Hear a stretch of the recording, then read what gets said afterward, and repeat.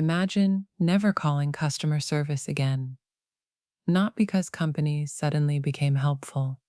Let's not get carried away because an AI agent calls for you.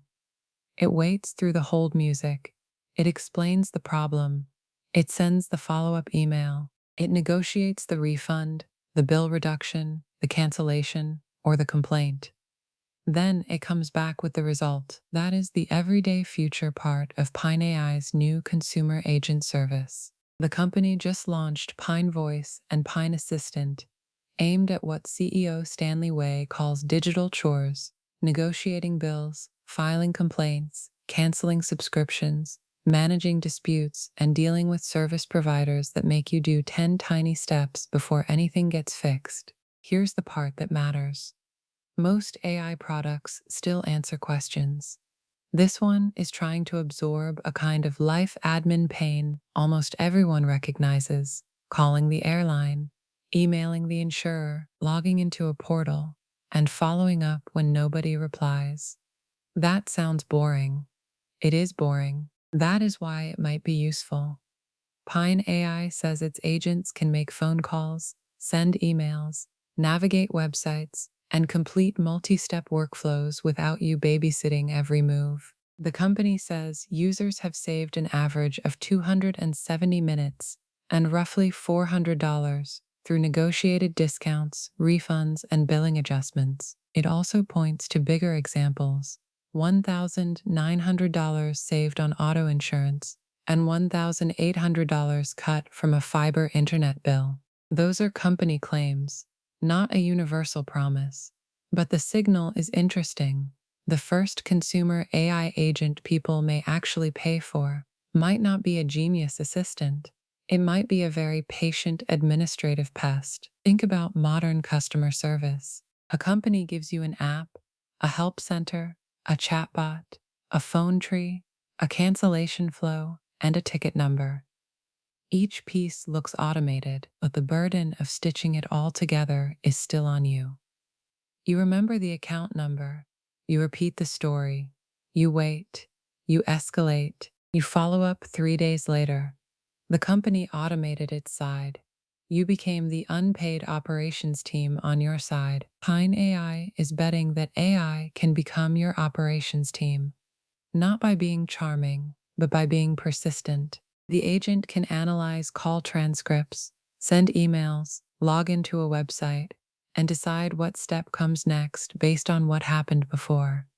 Pine AI says it built its own voice model and orchestration framework because long tasks are messy. One failed step changes the next step. That is different from the usual assistant demo.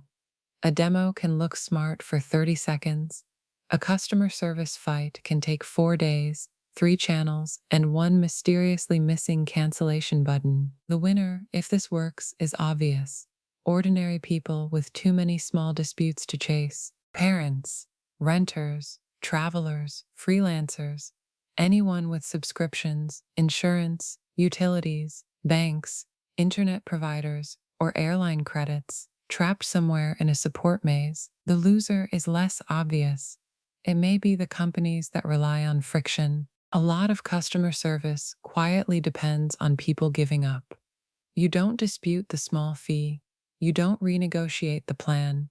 You don't cancel because the flow is annoying. If AI agents make persistence cheap, that changes the math. Every ignored refund request can come back with perfect memory and unlimited patience. But there is an awkward bit.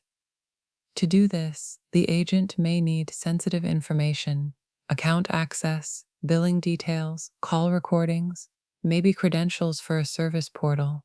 Pine AI says sensitive personal information is encrypted and processed in a trusted execution environment, and that its agents identify themselves as virtual assistants acting on behalf of users during phone calls. That matters, because the line between helpful delegation and creepy impersonation is going to be a real trust test. If an AI is arguing with your internet provider, great. If the same system has too much access, too little oversight, or unclear consent, not great. There is also an abuse problem. Pine AI says it has anti abuse mechanisms and has already had to limit repetitive outreach in at least one case.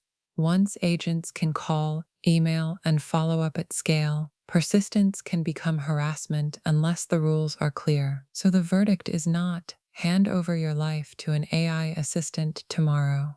The verdict is simpler. The most believable consumer AI habit may be outsourcing the chores companies made painful on purpose. If this category works, your relationship with customer service changes. You may stop asking, "Do I have time to fight this?" You may start asking, "Is this worth assigning to an agent?" And that is a real habit shift. Not AI as a toy, not AI as a search box, AI as the thing that waits on hold, remembers the case number, and refuses to get tired before the refund arrives.